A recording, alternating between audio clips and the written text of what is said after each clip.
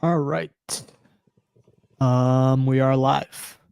So this is Cito. What episode are we on here? 50. 51. 51. All right, episode 51. This week we have Smokey the Bear from Chain. Smokey, thanks so much for being on, man. Yeah, for sure, man. Good to be here. How you guys doing? Doing well. Definitely excited for this one. When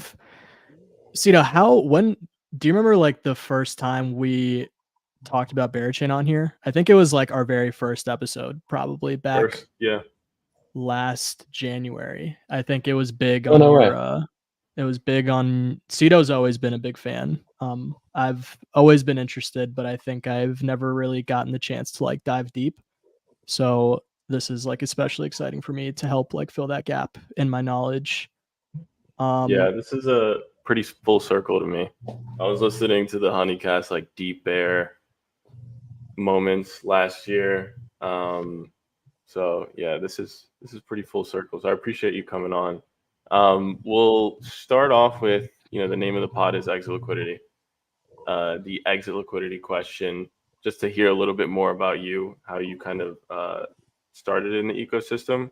You give us some insight into that and preface it with some moments that you might have been exit liquidity on your journey in crypto. Oh, fuck. Yeah, so I first got involved in the space in like 2015. I was living out in the valley and was building my first company in a completely different industry, like opposite ends of the spectrum, like deep tech stuff. And basically started buying ETH and Bitcoin relatively early, and then just like an investor friend was pretty involved in these foundations. So it just kind of like, you see enough smart people running in a certain direction, you're like, okay, cool. Either everyone else is stupid or I'm stupid. And like I tend to bet on my stupidity. It's one of the things I'm most convicted on. So I decided that the move was to do that, and then play the 2017, 2018 cycle a whole bunch. And I was definitely someone's exit liquidity on Dragon Chain. I was also definitely someone's exit liquidity on. I remember this one like relatively micro slash like I don't know small cap called Oyster Pearl. I forgot exactly. Like I don't fucking remember what it did. I just remember that at some point, like it split into two different tokens, and then like the dev like giga rugged, but then either tried to refund it at some point. There was the oddest set of interactions here, but I just recall getting dumped onto no end. I think that happened to me again with DeFi Kingdoms at some point. I'm like, Jules at 20. Surely this is this is the new meta of gaming, and this is much better than Axie, and then this will go to $100, $200. That aged really poorly, especially as soon as like the OTC market for Lockjewel ended up doing its thing. So I got this shit dumped out of me on that one. And I remember thinking that the cow swap was a good buy post airdrop. I think it's a really cool concept and like a very cool like application. Not a very good token in that sense. So yeah, I've definitely done my share of getting dumped on slash being exit linked. So I think it's an important part of playing in the space, honestly. And internally we just call it like promotion to community member, right? So I'm a member of many communities. I'm an avid community participator. Yeah. This time, what was it like last year? You were on. I'm gonna reference the Honeycast a lot. Shout out to those guys. Yeah. Shout out to FW. And you mentioned some of like the autistic tendencies needed to be a founder of like a chain or even a protocol. I know like Papa is like super into like gaming or something like that on like random games. And Yeah. I think last episode on the Honeycast, you were just like randomly walking away from the microphone while talking, and so that resonated with me because I'm very much a firm believer in like, especially chains. Like I feel like the founders have to be a good level of autistic. Where does that come from for you? How do you describe yourself with that? Yeah, it's pretty funny. I think it's more about like as a founder, in many cases, at a certain stage, you end up with like a unholy amount of like inbound, and you have to become good at like selecting what kind of stuff you actually need to answer right away, what kind of stuff you have to categorize for a little bit later. Like you just end up, suffering from information overflow in many cases, right? So I think that you end up developing habits or developing like certain things that you just do to help better like mentally categorize things. For me, in many cases, especially while I'm on calls, I will tend to like walk or pace in like circles, like in many, like not like just concentric circles, but there's like an island or some shit or like the perimeter of a room. I'm just out there doing what like call them like tism laps, like just out there just doing fucking circles in the kitchen or whatever it is, right? So I don't know exactly what my autistic edge is in that sense, but I think it's more that where I tend to direct a lot of my efforts is figuring out how I can be like doing like 5 things at once, for better or for worse. Sometimes that can be a problem, and sometimes you just gotta dial like stupid deep on things. But I think a lot of my job also ends up as being a filter to figure out how tasks need to get to the right endpoint, right? So is it okay? It needs to go to the validator team. I'll make an intro to one of the guys on the team. It's okay. Does it need to be an ecosystem project that's trying to figure something out? Does a new project want to learn about incubation? It's figuring out where all these different points go, with myself as a little bit of a central router. So I guess I see myself as like a shitty mailbox for autism. Hmm.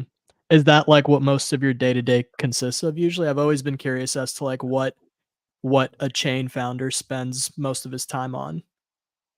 It depends a lot on like where we are in the cycle and or where we are on the the chain's life cycle, right, man? Or like so right now there's a whole bunch of stuff around testnet. There's talking to new projects. There's getting ready for launch on a whole bunch of different angles when it comes to setting up custodians and infrastructure providers and all the stuff in between. At sometimes there'll be fundraising competitions. At sometimes we'll probably have to navigate conversations around listings and all that kind of stuff. So I really do think like your job as a founder is to be able to boil the ocean to some extent, because if you leave a single box unchecked, then it becomes evident very quickly, I think, when it's like showtime, right? So the short answer is yeah, sometimes it's just like serving as a router to help distribute different tasks across the team so they all get done. Other times it's just nailing down like super hard on what we might want to focus on internally, right? So what could a cool launch game be? What should an ecosystem incentivization competition look like? Do we want to do something fun to get people engaged in March? All that kind of stuff. So I'd say it's a healthy split of those different initiatives. And if we had to break it down, like on one hand, there's stuff that's just preparing for mainnet. On the other hand, it's optimizing the testnet experience. On the other hand, it's team construction, making sure that people are like well taken care of, happy, feel that they're growing in their roles, and then also just making sure that the ecosystem is actually cohesive, right? Because I think one of the things that we spend the most time thinking about internally is how to not be like a lot of other chains. And I don't mean that as a shot at other chains. I just mean that I think there's in many cases an opportunity to like take a more a more thoughtful approach to initial ecosystem construction, where a lot of folks take a little bit of like a if you build it they will come sort of attitude, which I very strongly disbelieve. So I'd say like that's probably been one of the central things that everything revolves around. Like how do you build the best eco possible, and how do you set the chain up for success? Yeah, I think a lot of the success that Bearchain has seen as of now has come from that kind of like community building. There's so much lore I feel like involved in the community. It's like very much deep rooted. There were a few things I wanted to kind of bring up to the people who might not really understand fully yet, and just kind of getting into the ecosystem. Curious who came up with the name for Bearchain. How did the NFTs come into play? And a little background, you spoke about it last year, about the ability for the name to resonate with people that are from like crypto native to the retail world. I think you nailed the crypto native. How do you feel like a year later, how it's maybe entrenching into like the retail world? Also, did you ever find out who coined Ooga Booga beyond your old Drippy Bear account, or is that still unknown? You're deep in there. I'm not okay. Yeah. So maybe I'll try to answer like backwards to some extent. I still don't know who coined Ooga Booga. Like I know I've seen it floating around in like videos on the internet that are kind of cursed. Like that's definitely not the intent / end game. But I think I swear like in some Twitter chat or in some Discord chat, and I feel like there was an 80% chance it was like OT or like the Alchemic server or like the Yunts or something like that. Like where like one where it must have flown around, but then it just sort of got out of control to the funniest extent. I think around the name and like Bearchain itself, there was a while where myself, Papa, and Dev were discussing different names, and we were just like, oh, like, do we want to call it like something funky? Like, do we want to call it like Polar or like Cody? You know what I mean? Like, do we want to call it something that's like bear-ish, but not really bear on the nose? And I'm actually not sure which of us came up with it. I want to say it might have been myself, because I sometimes just like go for the on the nose solution for things, in terms of like, okay, well, we just fucking call it Bearachain. Like people are calling us the Bears anyway. Like this might make it pretty easy to recognize. So the branding, I think, like a term that we've used before, and it's a term that I talk about a lot internally, is this idea of like a mimetic Trojan horse, right? Like it can be fun, easy to access on the outside, and pretty impressive, I should hope, and meaningful tech on the inside. And I think that is the ideal, that's the ideal divide or balance that we want to be able to strike here. And to date, I think it's served us pretty well. In most cases, for folks who are turned off by the name, it serves as a pretty good like self-selection piece/filter, right? Like if they won't take a project seriously because it's named kind of stupidly, then I don't think that they are the most thoughtful crypto investors or crypto participants, because some of the most successful projects have sounded stupid as fuck. So I think that like high pass filter is kind of useful there. I think from a retail crowd, we'll see what that perception actually looks like at the end of the day. I've definitely found more and more people like starting to get into it without actually us having a meaningful retail push of any sorts. I think it's just one of those things where, in the same way that like Z has memed like whiff into like a Binance listing effectively, right? I very much think that that same effect where you have a few people who are pretty well connected, who start talking about something, they start telling their friends about something, their friends start telling their friends about something. Like I think that ripple effect is very real.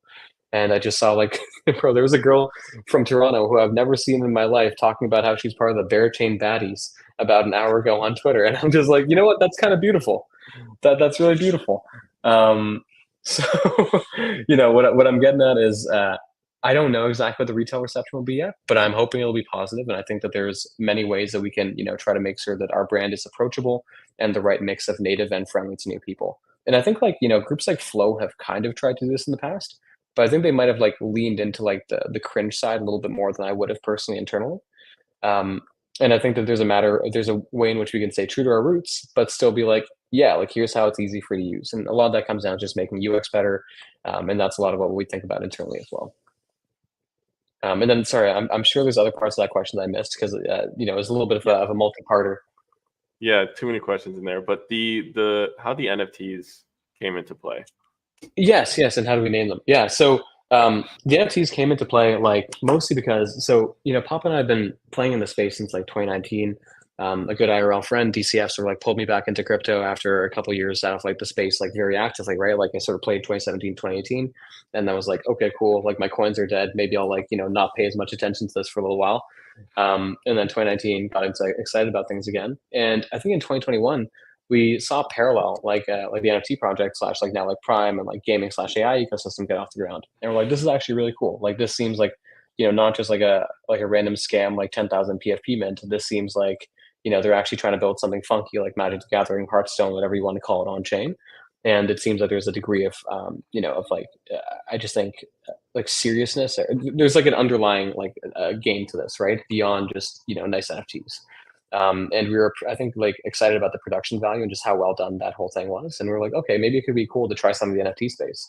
And it was very much like a, let's for shits and gigs see what happens if we try to sell 100 NFTs of bear smoking weed and then figure things out from there. There was no major grandiose vision at the time.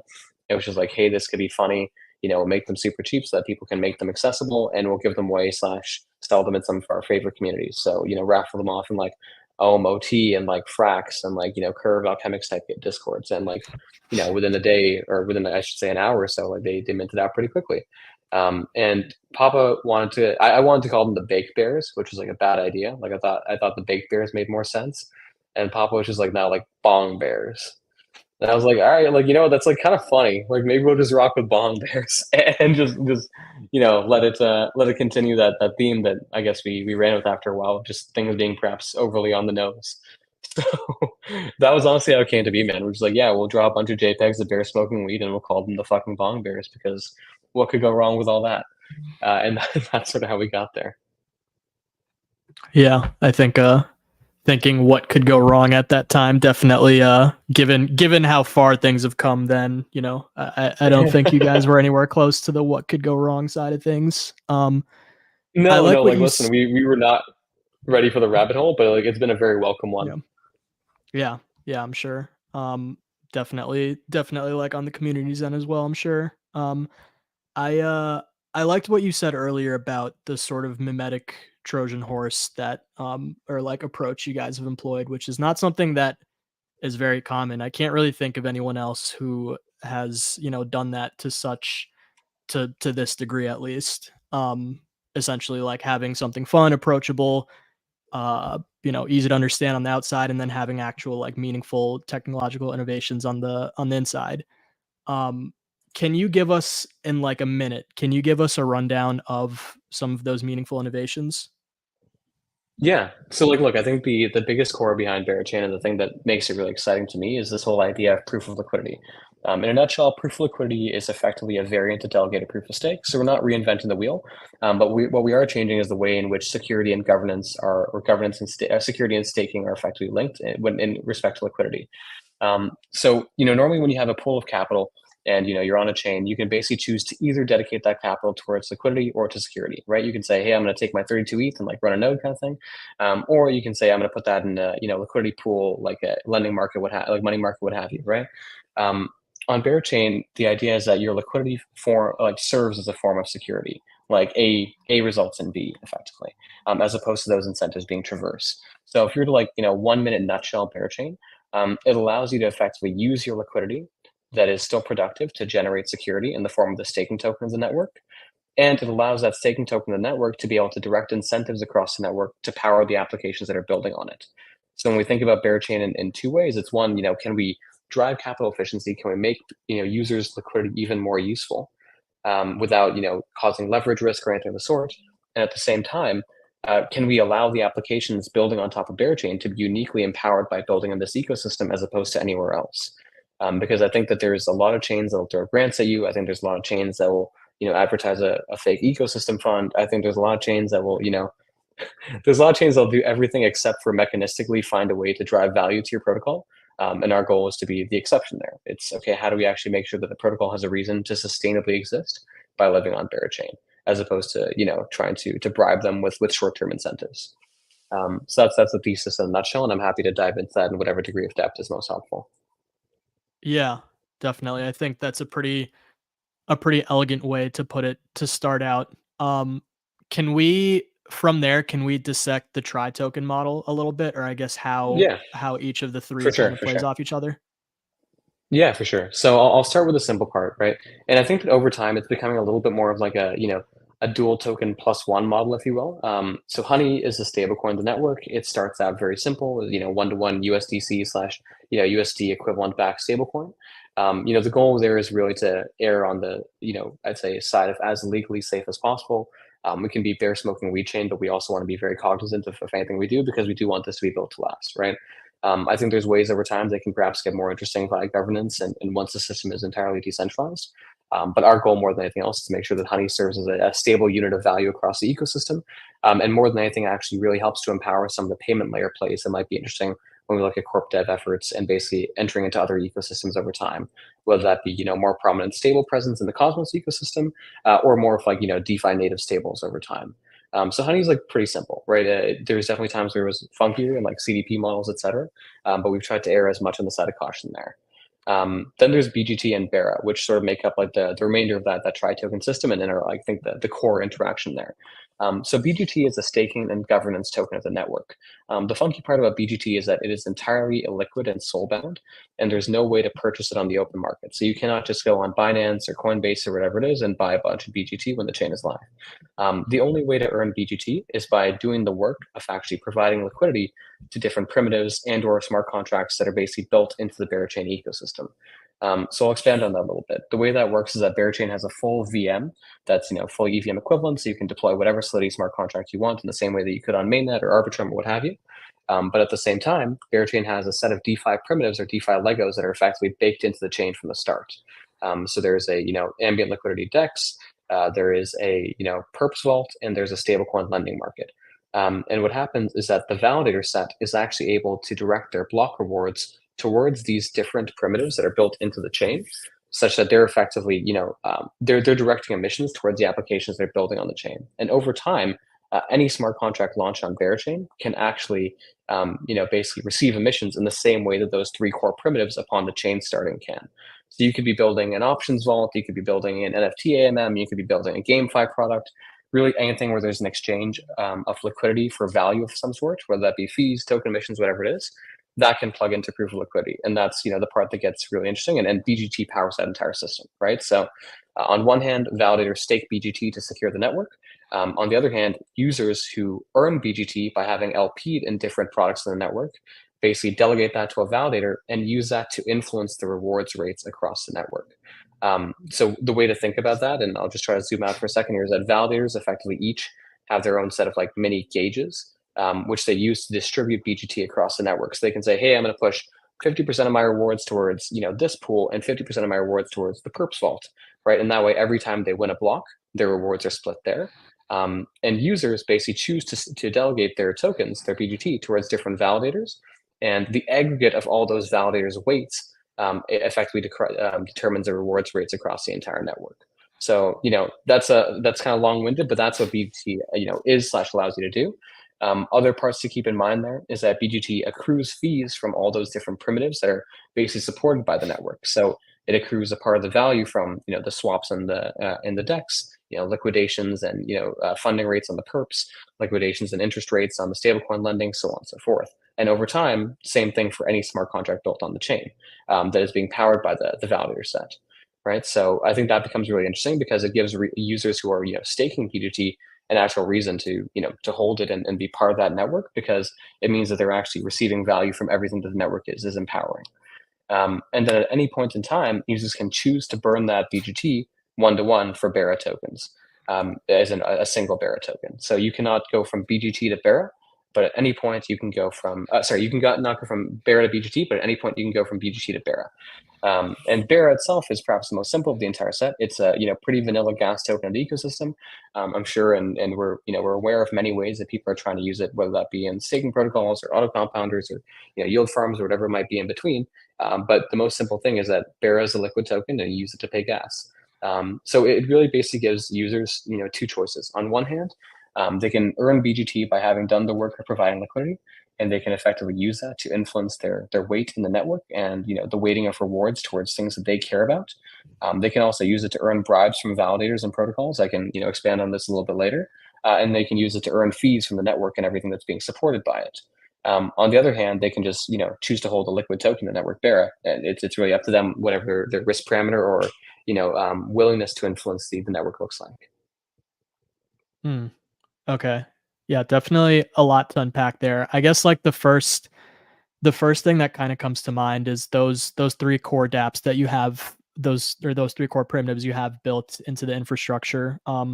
How do you guys see those three maturing over time as the ecosystem develops, or is it stuff that gets built on top, which then offers like different changes? You got it. So I personally think that the more interesting thing is like, I think it's actually pretty interesting if those actually get obsoleted over time. They're meant more than anything else to serve two purposes. On one hand, they're meant to serve as a secure capital base, or a secure means of generating BGT, such that we don't have to necessarily trust a third party, smart contract with our network security, right? Because the only way of generating it out the gates is going to be by LPing in those different protocols. But over time, if someone builds a better DEX, a better perps vault, a better lending platform, there's nothing that prevents validators and or the chain and or the participants in the community from going and passing a gov vote and saying, hey, we want to be able to add this smart contracts as an eligible source of emissions, or sorry, an eligible destination for emissions, and just basically plug that into the equation instead of it. So at the same time, I do want us to be able to continue developing and make sure that it's as robust as possible and gives people the best trading experience, such that when they get on Berachain, it's super easy to do the things that they'd like to do. But at the same time, we want to foster an environment where we want to encourage competition. So I'd love to see other products going and building stuff either on top of it or even better than the primitives that we start with. And I think part of the goal there, the second part, is also to really I'd say avoid the classic Ponzi bullshit that we see in the first like 6 to 12 months of an ecosystem, in that you have like an army of like crappy uni forks and then like 10 Aave forks, and you know what I mean. Like I would rather that we actually set a little bit of a higher bar to start that also helps us bootstrap security and safety, such that folks can't just go and try to like play the Ponzi wars for a while. They actually have to try to build something better to displace the chain DEX. Which, yeah, I don't know. I'm sure that that's kind of opinionated, but I hope that at the end of the day, it's for the greater good of the ecosystem, because then people can actually come to Berachain and find things that won't exist anywhere else.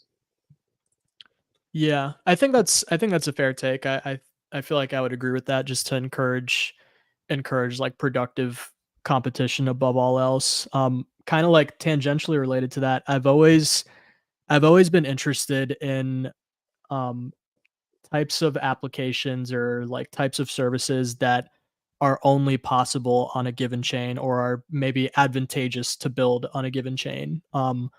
What are some like use cases that you can think of that you would like to see on Berachain for the reason that it might be only possible on there or advantageous on there versus some other, L2, Alt L1, wherever? Yeah, for sure. I think that, Bearchain is built around this idea of capital efficiency and allowing applications to have like, a much lower, heavily reduced cost of capital acquisition compared to other ecosystems by being able to have applications like plug into POL, et cetera, right? So I think some of the stuff that I'm most excited about out the gates probably comes in the form of like, some liquid staking tokens or liquid staking derivatives that we'll see coming out of the ecosystem. A couple of which are already underway and some of which are being supported by like the ecosystem's incubator, Build-A-Bear. I think they'll be able to unlock some pretty cool stuff that you can do with like the liquid staked BGT. Because I don't think we've ever seen a system where you have like the staking token of the network illiquid before, right? It's normally just buy a bunch of AVAX or buy a bunch of ETH or whatever it is, and then stake it, and then job's done. I think it'll be interesting to see what one can do there, especially when you look at different auto compounders, yield aggregators, anything that actually looks for like I'd say more effective sources of yield over time at the network level, because those yields will constantly be changing from the trade-offs between BGT and Bera and the yields on different validators based on their bribes. So I think that'll be pretty interesting to see. Another thing that I think gets really cool that can only be built on top of that is effectively like I guess fixed income slash like interest rate swaps or effectively like fixed loans and fixed rate and fixed income products built around BGT as a whole.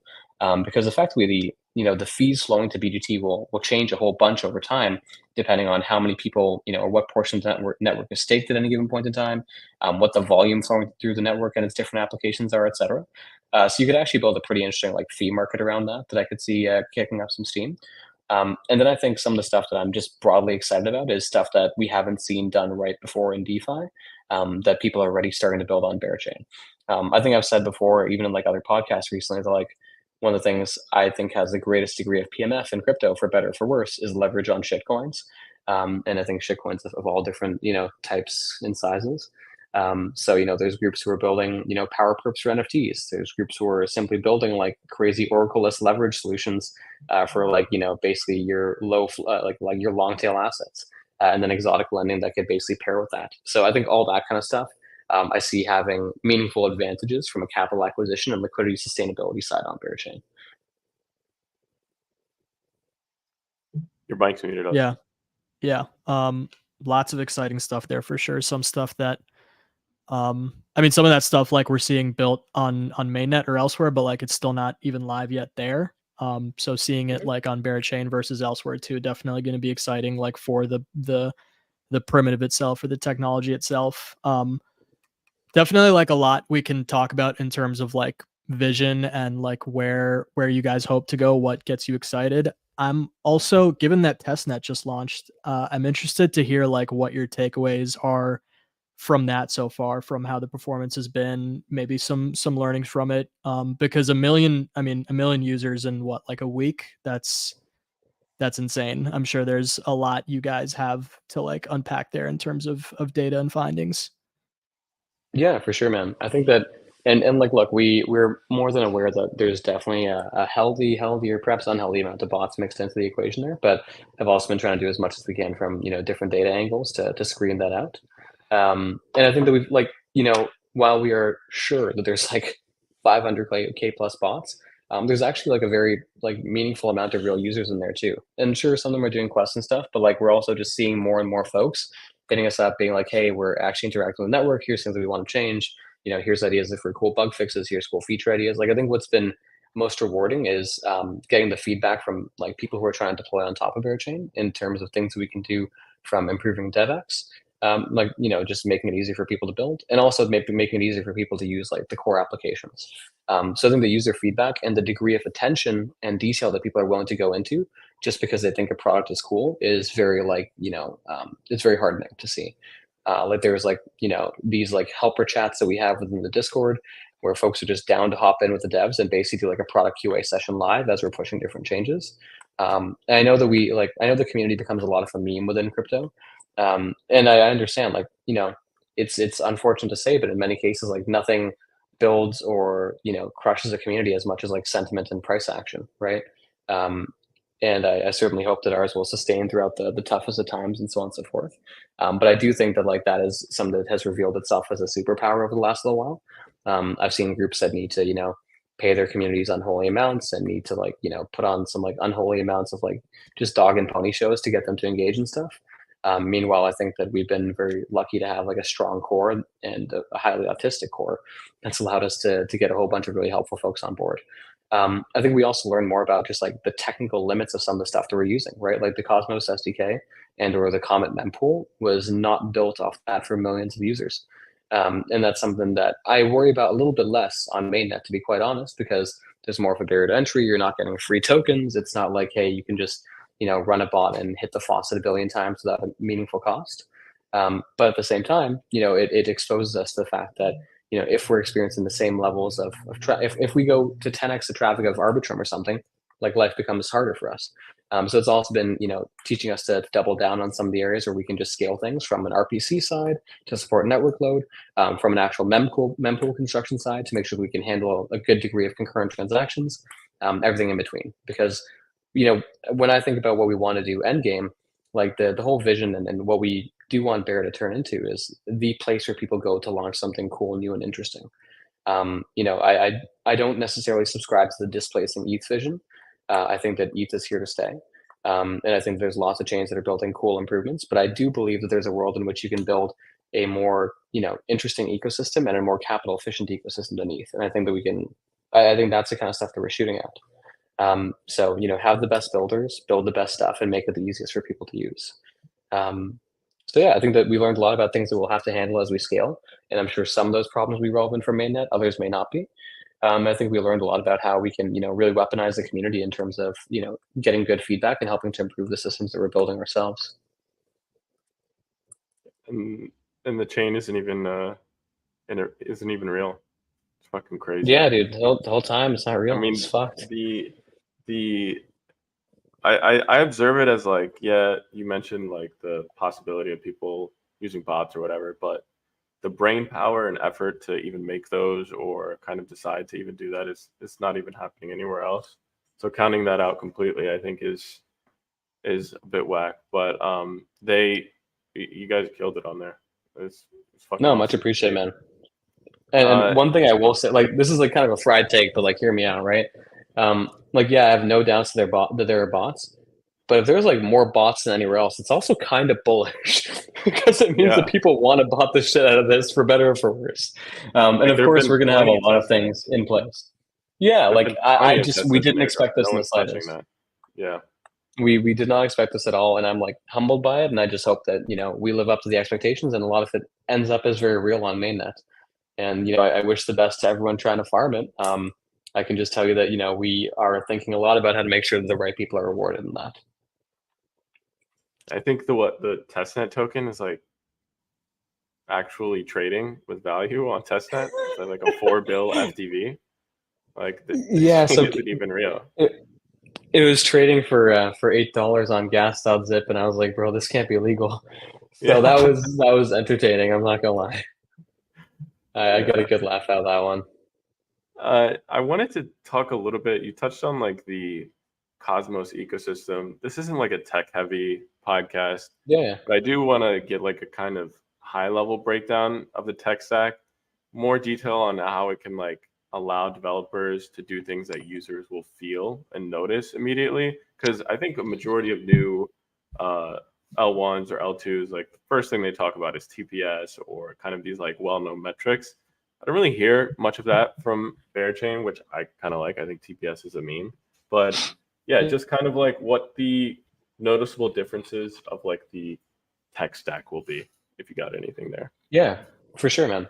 I think, I talked a little bit about POL and sort of like the way that plays into things. And that's like somewhere between the economic and tech stack, because a lot of that is the validator protocol interactions that we haven't really seen before.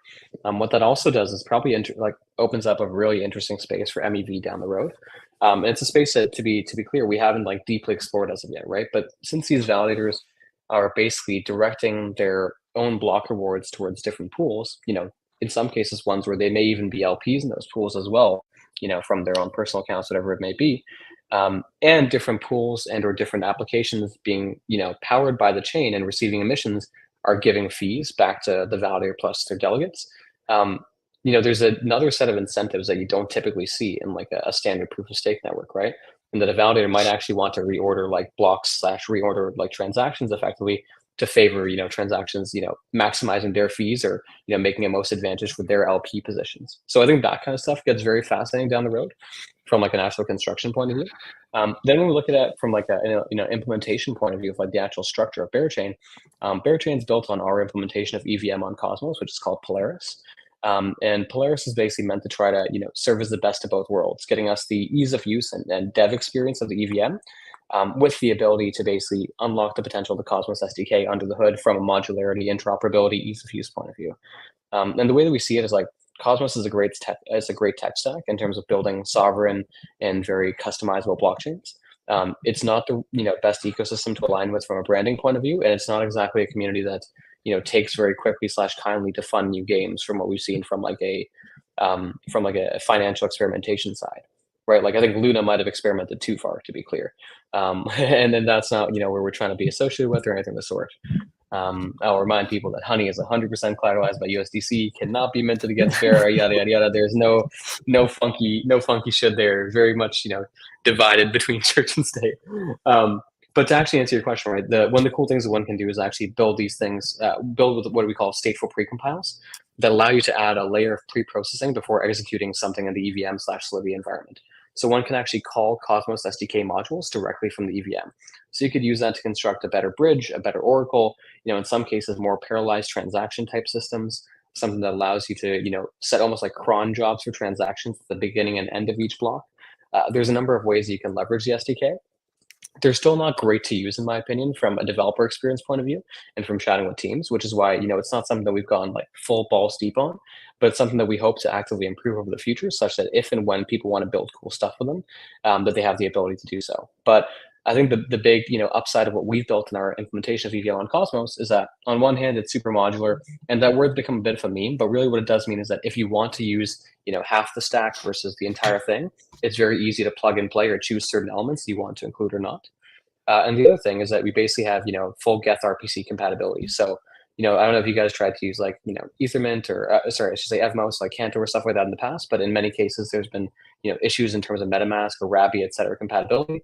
We're lucky to be able to have all that kind of stuff out the gates. Rabby added our support a couple of days ago. We've been MetaMask compatible since day one. Also means that when it comes to like block explorers, anything like Nansen, analytics platforms, Parsec, what have you, it becomes very plug and play. And then at the same time, if someone's a Cosmos SDK enthusiast, as we add IBC support over time, you'll be able to bridge assets from all sorts of different places as well. So where I think that gets really cool is that theoretically Bearchain turns into this hub between worlds where you actually have the greatest total accessible liquidity out of any currently existing chain. Right, you have the access to the entire EVM world of liquidity with our bridging partners, and then via IBC, you'll have access to the entire Cosmos ecosystem and anything that's being built there. So, I think that thesis has been attempted in a manner before, but it was a little bit too duct taped. And I'm not saying that we're going to be perfect as of yet, but I really do want to work towards that, such that we can have like that thesis that like everyone hates us, but I call it like our Billy Ray Cyrus thesis, where it's like EVM in the front, Cosmos in the back. And just get the best of both worlds there. And so, that was a crazy reference. I love it. Until I start talking about Ric Flair. But yeah.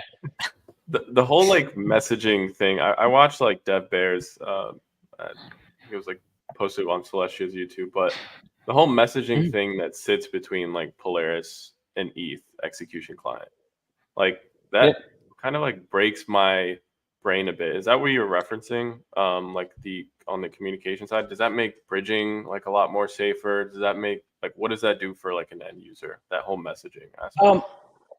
I guess the way that you would think about it is for an end user, like they won't know or they won't be able to tell that they're using a Cosmos chain at the end of the day is the way I think about it. Like unless you're a validator on Bearchain, there's very few places, if any, where you're like, oh, like this feels Cosmos-y. You don't have to use Kepler. You know what I mean? You don't have to use any of the stuff that I think people normally associate with Cosmos from like a use point of view.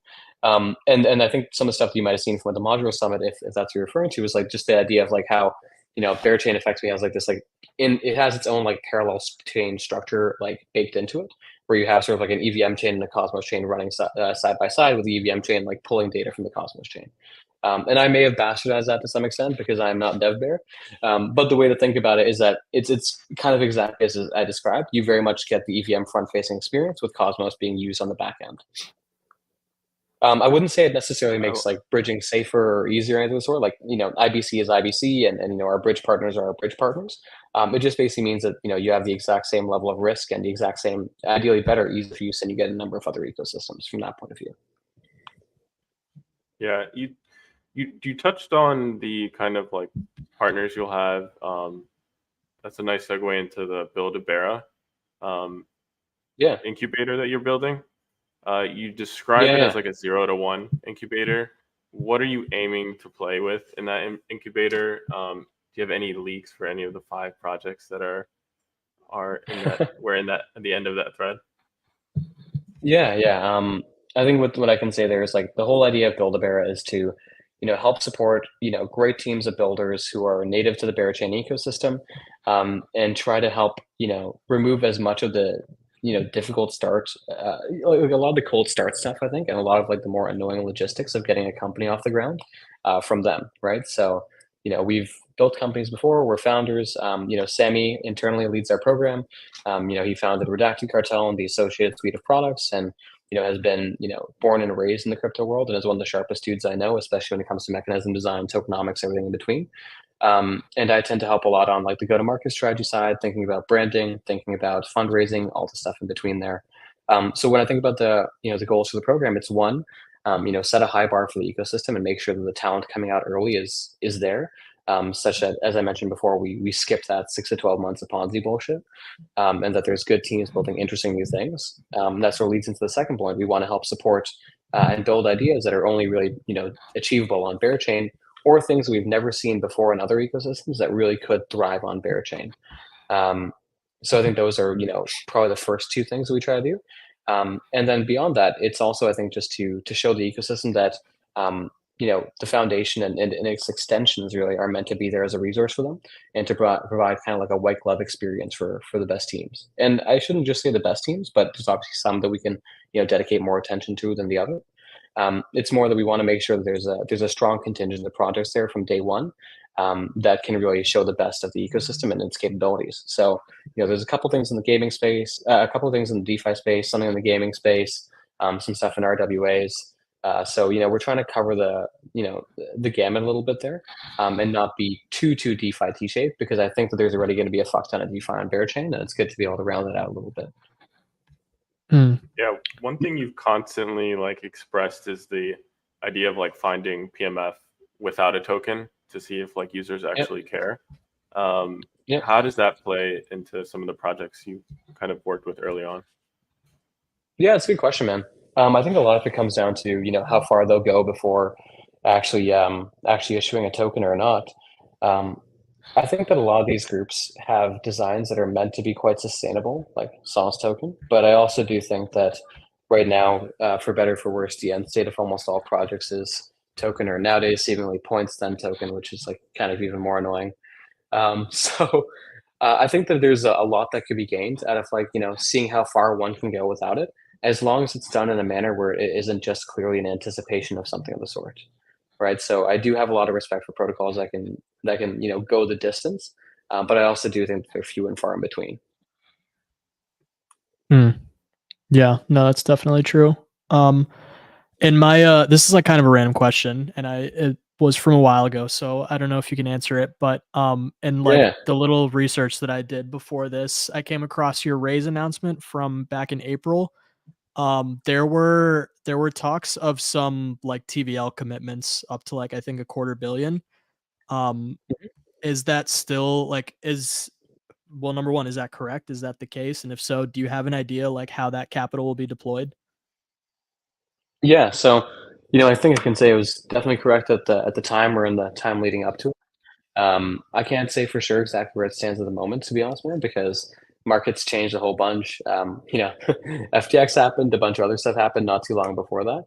So I think some funds have blown up, some funds have moved on, some funds have actually sized up. So the way I see it is, I think that we'll come out the gates with a pretty healthy amount of TVL. But I'm also cognizant about committing, overcommitting and under delivering on where we'll actually end up there.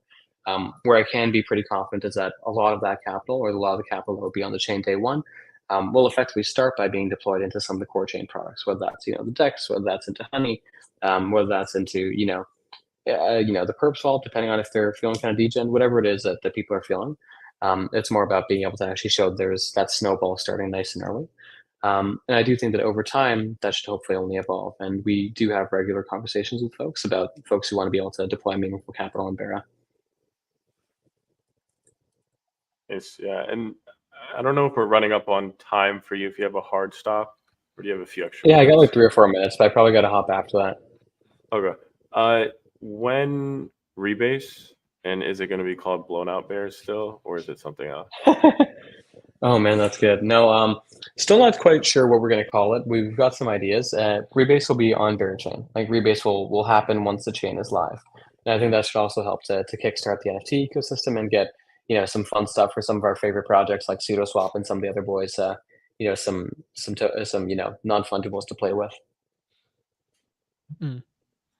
Definitely on the lookout for that one.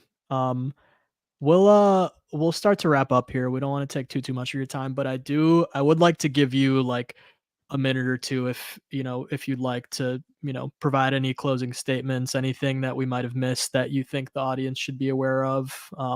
Any like calls to action? Should we go and deploy more basic like ERC20s through third web, or like what's the plan here?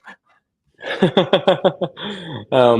think that what you should do is you should talk to homies who are building cool stuff, because much love to our third web guys. We actually just hired their ex BD lead over there to help with our corp dev efforts. But we more than that care about people who are like gonna build cool shit. And there's actually some that we've been cooking up on that same lens to help incentivize and or spur some of those groups into action. So once we're ready to turn on the floodgates there'll be a point at which there's a call to action around just like deploying smart contracts ASAP Rocky. So my thoughts would be, if folks already have contracts deployed, that's even better. We care a lot about the folks that, are early and are supporting us and are helping us figure out things that might go wrong down the road. And we care, just as much about folks who come and answer the call when we say, hey guys, like it's time to see who's building the cool shit on Berachain, and to let the community decide. So yeah, that's happening in the next little while. I'd say for now, if you're a builder and you're thinking about different places you want to go, then obviously I'm biased, but I think you'd be remiss if you didn't give us a shout. We do our very best to support all the different groups building with us, and to make sure that they have the best experience possible, because it's corny to say, but honestly, if they win, we win too, right? Like it's very incentive aligned in terms of groups that are building on top of us. And I also generally think it's just like fun to see people building interesting things in a playground that you kind of helped create. Well said. Yeah, I think it's kind of hard not to be excited about everything going on. Me personally, like not being a dev, obviously, but hearing the emphasis that you guys have on developer experience and really helping people along who are looking to build and really just fostering that win-win relationship, like I think that goes a long way. And that combined with what you guys are doing on the tech side, on the infrastructure side, it's certainly going to be a fun one. Yeah, I think that about brings us to time here. Thanks again, Smokey. This was a ton of fun. We'll definitely, we've been following along for a while. We definitely won't stop now. Definitely excited for you guys. Cheers, man. Yeah, appreciate you guys, and thanks for